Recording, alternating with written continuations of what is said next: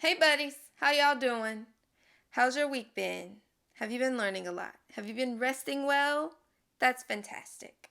I have been doing my best, but I'm actually a night owl, so that's so irrelevant. But welcome to Alesha Behind the Scenes Below the Line. I am Alesha, and I thank you so much for coming to my channel. Now, we are in a season of stewarding your finances, so today we're going to talk about taxes.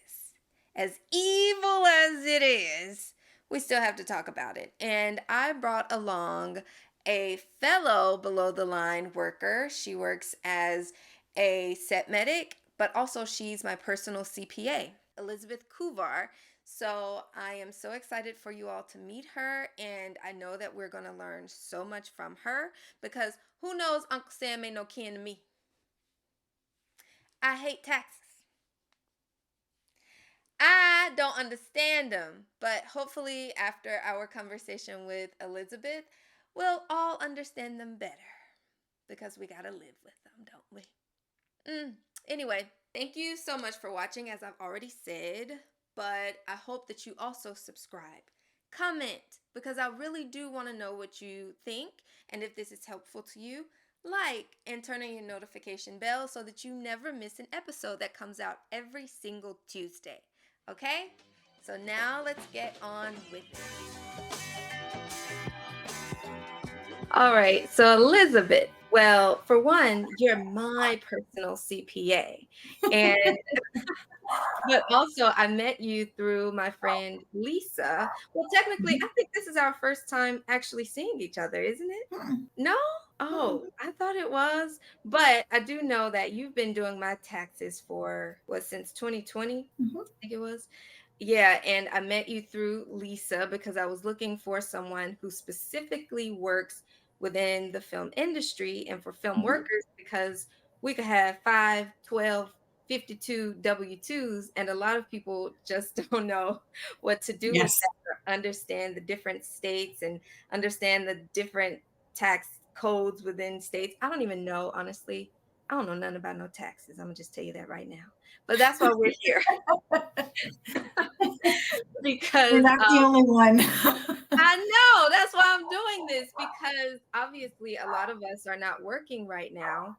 Mhm. And so my goal is to give us the resources that we need for when we do get back to work so that we can be more financially savvy and more financially responsible, because our time comes next summer for the below the line workers, Uh-huh. our negotiations, and we don't know if we could end up here again. So I just want to make sure we're as well rounded as possible, but also just because I don't think a lot of us know that much about taxes in general. So maybe we could just start there. When did taxes start? Because I know our country hasn't always had taxes, and then why Mhm. they decided to incorporate them. Okay, so the federal income tax was started way back in the early 1900s, Mm. and it is a part of the Constitution. So those individuals that are on the internet that say they're unconstitutional and you don't have to pay them, do not listen to them. That is Right. just fodder. You Yeah. owe them. Just suck it up. We all Yeah. have to pay them.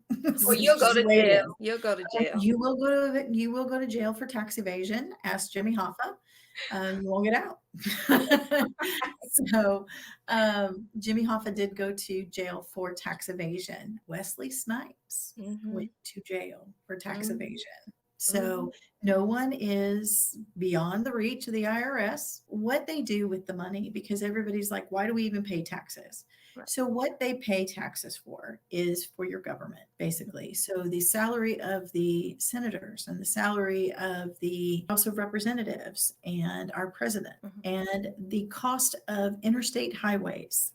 So when you're driving around Highway 20 and you cross from Georgia into Alabama and you Hmm. see the difference in the highways there, that's Yeah. because the stipend for the federal stipend for the state of Georgia is a higher amount than the stipend for the state of Alabama. And that is based on taxes paid in the state, as well as the number of individuals that live in the state. So you get more federal money for your interstates. So potholes, it's the way it is. That's what they Yeah. do.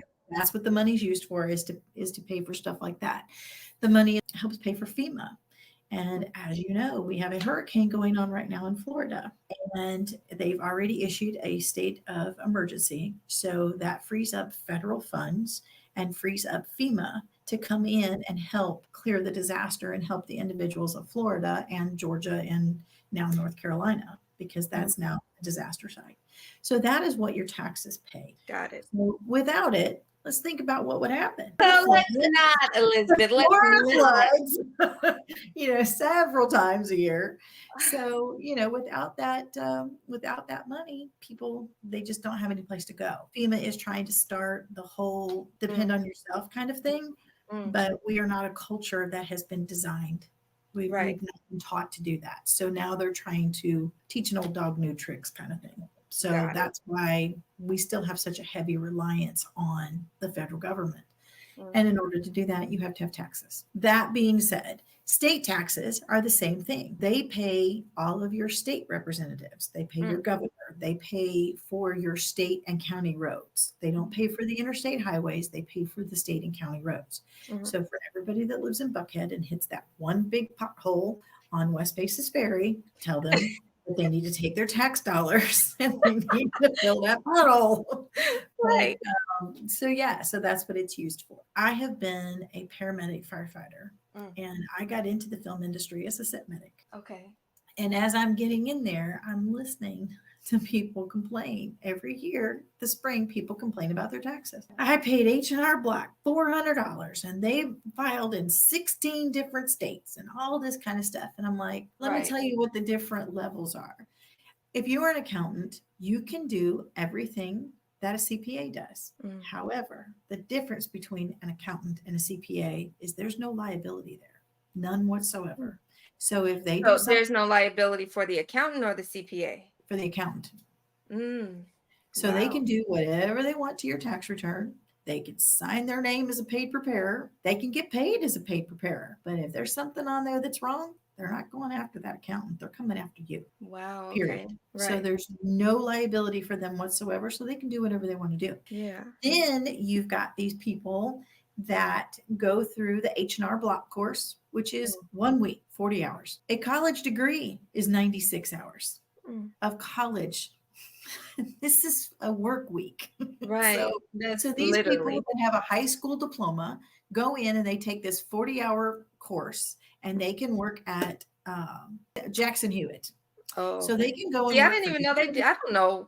I didn't know Jackson Hewitt did taxes. I don't know what I thought they were. they do, and they're in Walmart. But Yeah. they will sign as a paid preparer because they're technically paid to prepare your return. But Right. again, they have no liability. So it doesn't matter what they put on that form, you are responsible for it. Mm, Period.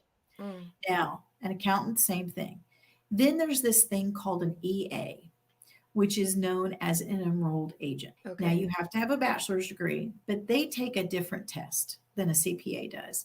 They take a test that is only on those two books of the tax code. That's it. Okay. They know the tax code front, back, Yeah. inside out, upside down, and backwards. Yeah, but you would That's want to have their job. someone who is well-rounded in all Yes. of it. Okay. Okay. Because the majority of people in our industry have now figured out that there is a way for them to maximize their money without having to pay so much tax. And that Mm, is by forming LLCs. And in order to have an LLC, you need an accountant that knows how to do the bookwork, that knows how to transfer the stuff from your bookwork, from your bookkeeping over to an actual tax form. You have to know what the tax laws are for depreciation. You have to know what constitutes an asset. You have to know where to put what form. mm. And the biggest thing that we have in the film industry are kit rentals. Yeah. And let me tell you, anybody who has a kit rental has got it in the sack. And the Okay. reason I say that is because when you get a kit rental, it's non taxable income to you. Right. That kit rental has to be reported separately. So you Mm, get your W-2 you get your W-2 money, right? mhm, So you've mhm, got your W-2 money that's in this little bucket. And then in this bucket, you get your kit rentals. Kit mm. rentals are non-taxable. Right. Now, a few years ago, the IRS changed the tax laws and said that you are no longer able to deduct employee business expenses. Hmm. Really? You can no longer deduct business use of home. You can no longer deduct any mileage. You can't deduct Is anything is this if if you you're are. in the film industry or like It's in everywhere. general? It's everywhere. So if So you are a W-2 employee and right. you only get a W-2, if you have to provide a computer to do graphic arts, Mhm. or you have to provide your tools as a prop maker, or you have to provide your kit as a medic. If you don't You get a kit rental, that's all on you. You wow. better make So sure that you are paid extra to cover your costs because you aren't going to get those reimbursed by your employer. Here's where wow. kit rentals come in. So you're saying that the kit rentals, they won't be taxed. So like even if when I get that little, what is it, a It's a 1099 or something? 1099. So it won't be taxed because that's technically the money that they're giving me to reimburse me for that since the government isn't. Yes. I did not know that. A lot of people in the film industry don't know that. And see, being a Wow. CPA, let's say you get a 1099. It's rentals. So it Mhm, says 1099 rents. It says mhm. miscellaneous on there and it goes and it says box one and it says rentals, or box Yeah, seven says yeah. rentals, right? Okay, So you have to put that on a rental schedule, which is a Schedule E. Guess okay. what you can take off against all that income? What? You can take off your mileage. You can take off your expenses. You can take off your computer. So on my kit rentals, let's Mhm, say I get $25 a day. mhm. I do a show that's 20 days. So that's roughly $500. Right. So I'm going to get a 1099 for that $500 of rental. Mhm. Guess what I'm going to expense? Your mileage, all I'm your gonna expense the mileage that I have yeah, to drive, because the difference between, I gotta be careful, because the difference between the miles that I drive from here to like the production office right. versus the miles that I drive from here to the site, if there's a difference, I can take that difference. I Okay, can't take like miles to the production office, but I can take miles to the site. Or if okay. I'm going from site one to site two, because we do company moves all the time. Yes, we do. Yes, we Yes, we do. do. So Yeah. guess what? That miles from company place one to company place two is now going to be deductible. Wow. Then another thing that's going to be deductible, we have to be on point because sometimes we're on screen. So if we're on screen, we got to have a haircut because you can't be a shaggy dog when you get on All screen, right. right? Girl, no. It, even if you have to stand, even if you're a stand-in just for camera, Yeah. just so that they can get camera placement, you got to look good. Got to. You got to Yeah. have a haircut. You got to Mhm. have, Makeup. clothes got to be dry cleaned. You got Yes. makeup for girls. I mean, all of that stuff is deductible because that is the cost of what it takes to get you to the point that you can work for that employer. And see, My a lot goodness. of people don't know this. And No, I then if you go to the union hall, we mm, have a controller up there. His name is Jimmy Butts. mhm. And at least at the controller here in Atlanta. Yeah. Nice man. He's been a CPA for a lot of years. He's I did going to not tell know you, that. Okay. yes, he used to have his own practice for like 25 years. And then when he Wow. retired, he came to work for the union hall down here in Atlanta. And so they were like, Beth, we need you to put on a tax thing. We need you to put on it. So I did. The first year he was in office, I put on a tax planning thing for members of the union Yeah. because they changed from reporting the kit rentals. They used to put them on a 1099 miscellaneous and report it as miscellaneous income, but then Yeah. they moved it over to rentals. And so he was like, he said, I don't know what to do with all that. And I said, you just put it on Schedule E versus a Schedule C. And Mhm. so he was like, well, I don't want to tell people to do that. And I'm like, why? They're Right. supposed to be put on a Schedule E. And he goes, yeah, but then what kind of expenses are you taking off? And I said, everything. That way, when you get that money and you Yeah. put it on a rental schedule, you're not going to pay tax on it. And here's the best part, I have yet to see a Schedule E Mm. where the kit rentals were more than the expenses. So when the expenses are more, that creates a negative, doesn't it? Yeah. Yeah. So Yes. here you got your W-2 income and you got your negative Schedule E. So Yeah. now you're paying less tax on your income. So when you're saying Schedule E, right? Mhm. So for instance, I'll use my taxes for example. Mhm. because I do have an LLC. I actually got it transferred over to Georgia because I came from Good. Alabama. But I have an LLC and I give you all of my expenses and stuff, which I'm gonna get a better way of doing that. But still growing. But is the scheduling something I'm supposed to do, or am I just submitting the Mhm. information to you? You just submit it to me. Got it. And then you put it on there and then it shows that negative on Mm. it. Okay. Yep. And then that negative is tax deductible. Yes. Okay. I got a lot Well, of let's expenses. say that you bring in $100,000, right? Okay. Let's just say that you are a graphic artist and you bring in $100,000, Right. but you had to buy a brand new iMac and it cost you 3,000. And Mm-hmm. then you had to buy all these, you have to pay all these dues and subscriptions for like Adobe Mm-hmm. and publisher and all this other stuff. So you've got to pay all of these programs, and they're not providing these programs for you, so you have to provide them yourself in order Right. to do your job for the film industry. Exactly. So whenever you do that, you just go back to your CPA. Make sure that the person that is doing this for you is a CPA. Reason why: if for some reason, let's say the IRS says, you know what, I don't think I like your deductions. I Mm. don't think I like that, Alicia. So, you know what? We're going to send you this little letter. And we're going to say, okay, we need you to defend this. You're going to hand that letter to me and you're going to say, handle it. And you know what Beth's going to do? Beth's going to handle it. Really? Yes, that's what a CPA does. We are liable Wow. for everything that we sign. And if Wow. you have any doubts about that, Peter Tarantino, he was a CPA here in Atlanta and Mm. he had a lot of high net worth clients. Remember Chris Lee Knows Best? No. Chris Lee Knows Best is a reality series here based out of Atlanta.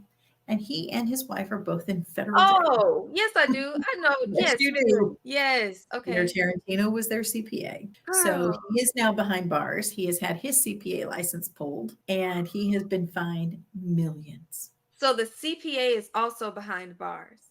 Yes, yes, So it is important that people have, especially in our industry, because yes. there is just so much money where you do get kit rentals and you do work in different states. And I know Mhm. nothing about it. So it is important to have a CPA as opposed Yes. to an accountant or just a paid Paid preparer. preparer. Mhm. So I'm working on my YouTube stuff now, hoping Okay. to somehow make this full time. So, because I have my LLC as a production company. So Mhm. I'm like my first client. So I'm working from my house. I set up a whole studio in one of my guest bedrooms. I got a laptop, I got microphones, got lights, got everything. These are all expenses that I will be able to write off. Mhm. Okay. Plus, you will also be able to take a portion of your Mm, home expenses. So you have what's called a mm, business use of home. okay. And what you do is you take the square footage of the office that is specifically used for your business. Hmm. So if it's like a 10 by 12 room, that's 120 square feet. Let's say your house is 3,000 square feet.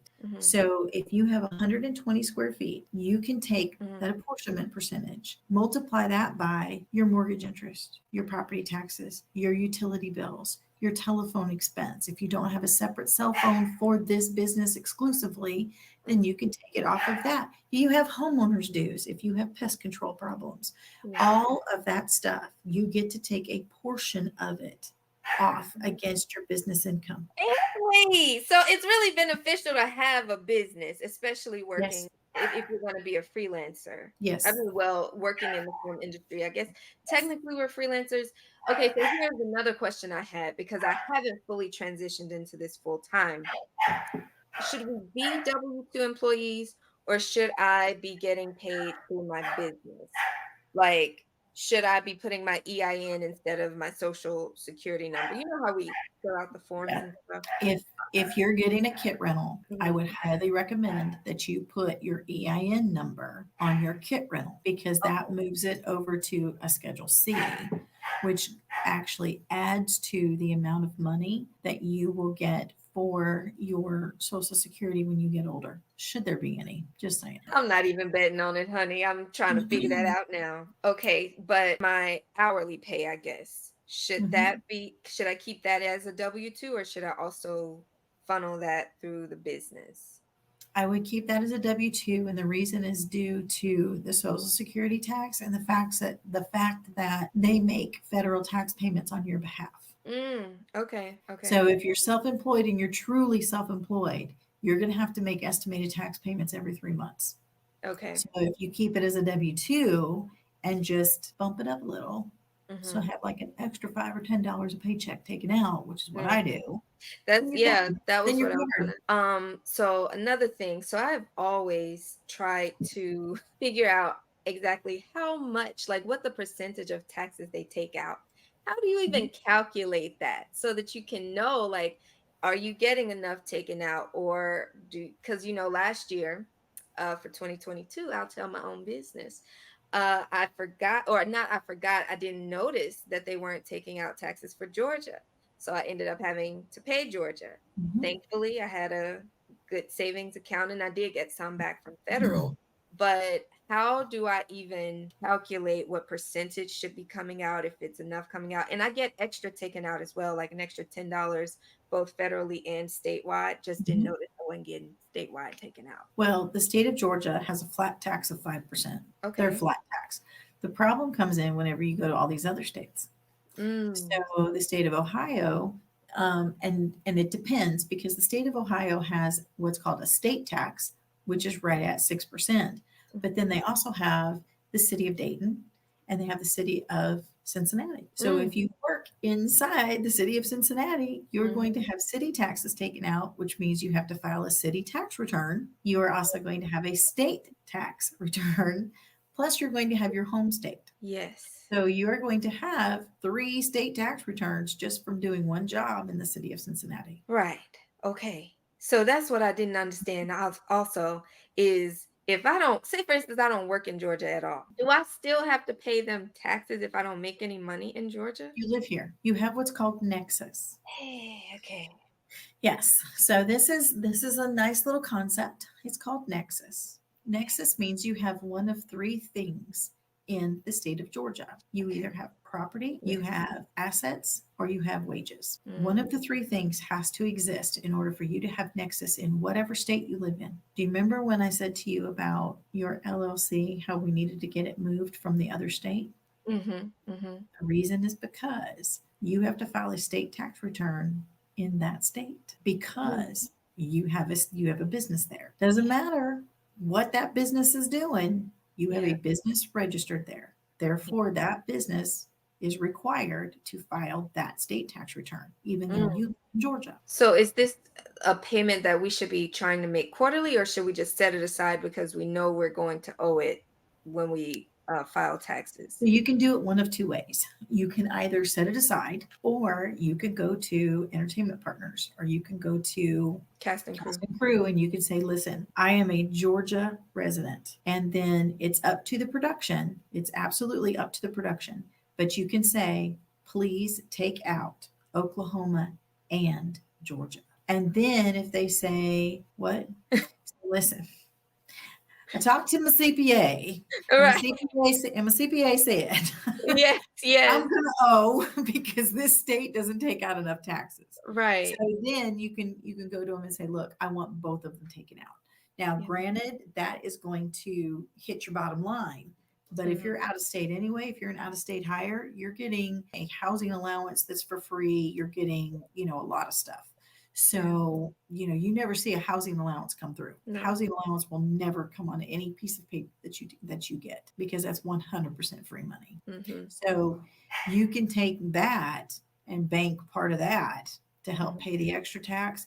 But it's much easier just to go to them and say, listen, I live in Georgia. I'm working in Oklahoma. Please take out withholding for both states. And they'll do Mhm. it. Most of the Yeah. time they'll Yeah, I because know Cast that. and Crew has a withholding number for Georgia. Okay, that's good to know. When you say a withholding number, you mean like a code number or like a phone Mhm. number? A code. Mhm. Okay, They they have a have a code specific number. code. Okay. So whenever you get taxes withheld out of your paycheck, down Uh-huh. there at the bottom, it says what state, and then it has Yeah. a state identifying number.